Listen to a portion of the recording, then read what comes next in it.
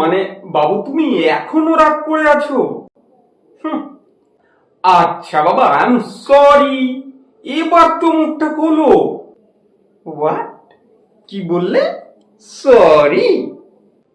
হ্যাঁ মানে আমি তো ঝগড়াটা বন্ধ করার জন্য সরি বললাম আর কি।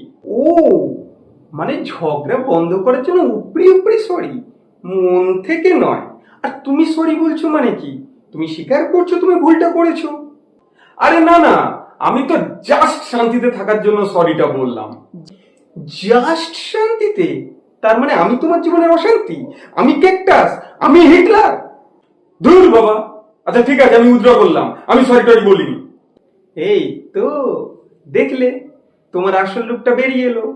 তুমি যে ভুল করেছো সেটা তুমি মানতেই চাও না। অহংকার অহংকার। সেই 4 বছর আগে ভিজে টাওয়ালটা যে বিছানায় রেখেছিলে, তখনও ভুলটা স্বীকার করোনি, আর আজও করলে না। আসলে তোমার ফ্যামিলিটাই এরকম।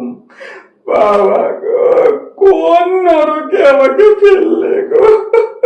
হায় কপাল, আমি সরি বললেও দোষ, না বললেও দোষ। তো একটা স্বামী ঠিক বলবেটা কি?